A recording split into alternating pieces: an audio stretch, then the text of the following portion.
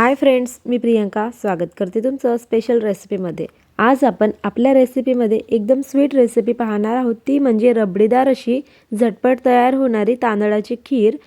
तर आपण ही आज रेसिपी एकदम कुकरमध्ये तयार करणार आहोत, तेही झटपट, अगदी कमीत कमी वेळामध्ये आणि कमीत कमी साहित्यामध्ये।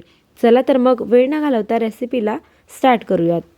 तर इथे तांदळाची खीर तयार करण्यासाठी कोणत्याही पद्धतीचे तांदूळ तुम्ही इथे घेऊ शकता, घरात असतील त्या तांदळाचा वापर करायचा आहे। इथे मी 1 कप तांदूळ घेतलेले होते, त्याला 2 पाण्याने छान असं वॉश करून घ्यायचं। सर्वात आधी आपल्याला इथे तांदूळ भिजत वगैरे घालायची काहीही आवश्यकता नाही, झटपट आपण रेसिपी तयार करण्यासाठी घेऊया।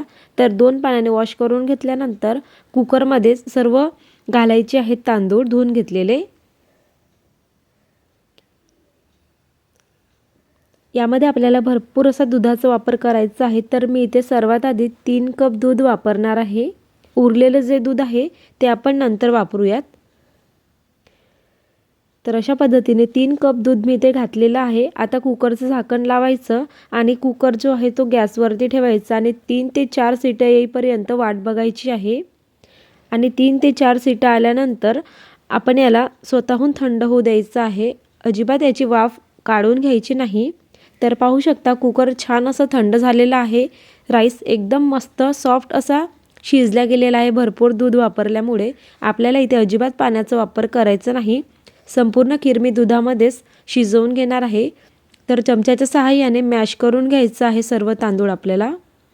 आता मी गॅसची फ्लेम ऑन करते आणि छान असं भात शिजवून घेणार आहे। रबडीदार खीर आपण तयार करणार आहोत, त्यासाठी छान असं मॅश करून घ्यायचं आहे तांदूळ आपल्याला।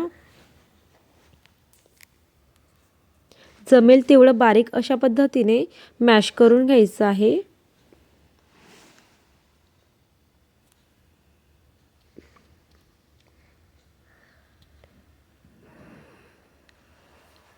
आता मी यामध्ये दूध घालणार आहे 2 कप। 2 ते 3 कप आणखी दूध मी इथे घालते। जवळपास मी इथे 2 लिटर दुधाचा वापर केलेला आहे खीर बनविण्यासाठी। जेवढं दूध जास्त असेल खीर तेवढीच टेस्टी होणार आहे। आणि व्यवस्थित असं मिक्स करून घ्यायचं आहे दुधामध्ये, सर्व भात मिक्स होईल अशा पद्धतीने मिक्स करायचं। तुमच्याकडे जर अशा पद्धतीचा मॅशर असेल तर त्याच्याने सुद्धा मॅश करून घेऊ शकता। संपूर्ण भात असा बारीक होतो, छान एकही दाणा राहत नाही ते तांदळाचं। तर अशा पद्धतीने 2 ते 3 मिनिटांपर्यंत मस्त असं मी मॅश करून घेतलेला आहे तांदूळ। पाहू शकता सर्व एकजीव झालेला आहे। खीर छान अशा पद्धतीने तयार व्हायला लागलेली आहे।